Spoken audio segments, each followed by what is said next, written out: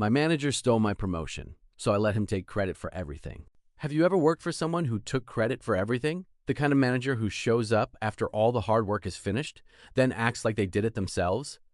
That was my manager, Kevin. For almost 2 years, he built his reputation using other people's work, mine included. Every project I completed somehow became his achievement. Every success belonged to him. Every failure belonged to me. Then one day, the biggest opportunity of my career appeared. A promotion, a position I'd spent years working toward. And Kevin stole that too. At least that's what he thought. Because what happened next ended his career, and I barely had to do anything. My name is Ethan. 5 years ago, I landed what I thought was my dream job. I worked for a growing technology company called Nexus Solutions.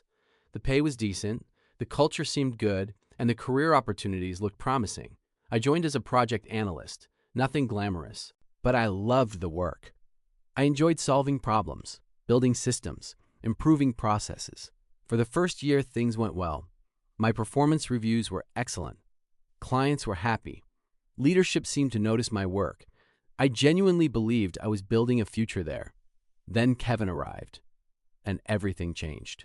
Kevin became our department manager after a company restructuring. On his first day, he walked into the office like a celebrity.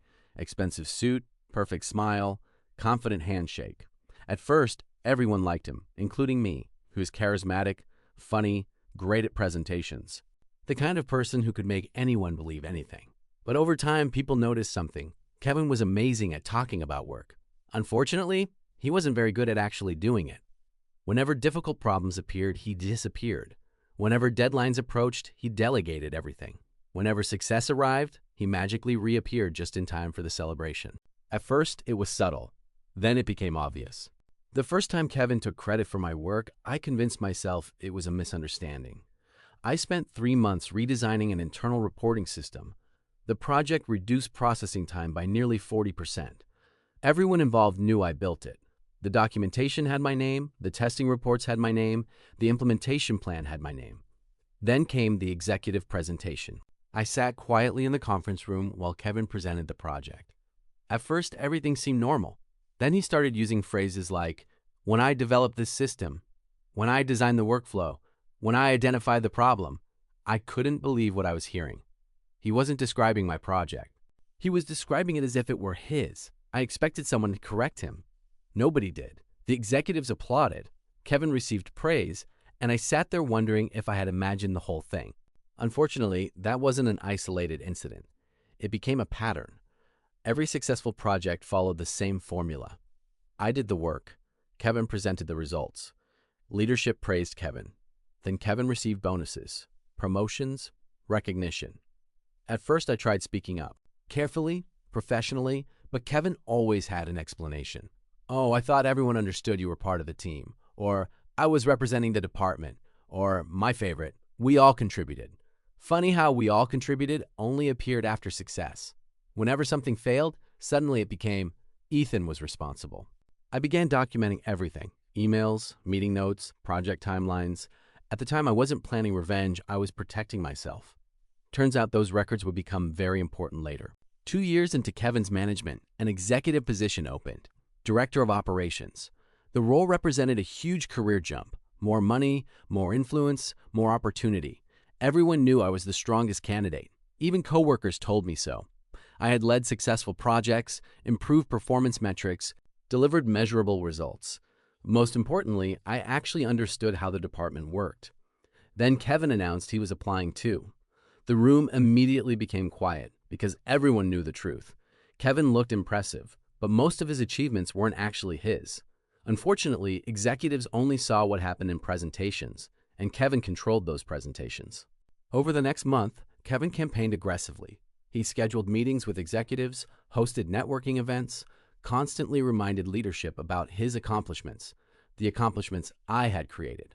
Meanwhile, I focused on my work, partly because I believed results mattered, partly because I was tired of office politics. Then promotion day arrived. I still remember sitting in the conference room, waiting, hoping. The announcement came, and Kevin got the job. Just like that, years of effort disappeared in a single sentence. I won't lie, it hurt a lot. Not because I lost to someone who didn't deserve it. A few weeks after his promotion, Kevin received a massive assignment, the largest project in company history, a multi-million-dollar software integration. If successful, it would transform the company. If it failed, the consequences would be enormous. Naturally, Kevin volunteered immediately. Naturally, leadership trusted him. And naturally, most of the actual work landed on my desk. At first, I considered helping. Then I remembered something. The promotion, the stolen projects, the years of credit theft. So I made a different decision. I would do exactly what Kevin had always done. Nothing more, nothing less. I completed every task specifically assigned to me. No extra effort, no unpaid overtime, no problem solving beyond my responsibilities, no rescuing Kevin from mistakes. If he asked for information, I provided it. If he ignored warnings, I documented it. Then I moved on. For the first time, Kevin had to manage without someone secretly carrying him. And it showed. Immediately. Deadline slipped, communication failed, problems multiplied. I warned him repeatedly. In writing, every warning was ignored. 6 months later, the final executive presentation arrived. The biggest meeting of Kevin's career. Executives from multiple divisions attended. Investors joined remotely. Everyone expected success. Kevin entered the room looking confident, almost arrogant. Then he started presenting. The first 10 minutes went smoothly. Then executives began asking questions. Detailed questions, technical questions, questions requiring actual knowledge. Kevin struggled immediately. His answers became vague, then contradictory, then completely wrong. The room changed. People noticed. Executives exchanged looks. Investors stopped taking notes. The confidence disappeared. Then the live system demonstration began. This was the moment everything fell apart, because the project contained several unresolved issues I had identified months earlier, issues Kevin ignored. The demonstration failed completely. Systems crashed, reports disappeared. Data synchronization stopped working. Panic spread across the room. Kevin tried blaming technical teams, then vendors, then external factors. Unfortunately for him, I had documentation. Lots of documentation. Emails, reports, warnings, meeting notes, everything. And every document showed the same thing. Kevin knew. He just didn't listen. The company launched an internal review. Over the following weeks, executives examined everything: project records, communications, budgets, timelines. The deeper they looked, the worse things became. They discovered a pattern stretching back years. Projects Kevin claimed credit for, work completed by other people. Recommendations ignored, warnings dismissed. Eventually, leadership realized something shocking. The person they thought was driving success had mostly been taking credit for others. 3 months later, Kevin was gone. Officially, he resigned. Unofficially, everyone knew what happened. As for me, I received a promotion. Not immediately, and not because I asked for one. Because executives finally saw the truth. The funniest part? People often ask what revenge I took. The answer is simple. None. I didn't sabotage Kevin. I didn't expose him publicly. I didn't set traps. I simply stopped protecting him from the consequences of his own decisions. And it turns out, that was more than enough. Moral of the story: a person can steal credit for a while. A person can steal recognition for a while.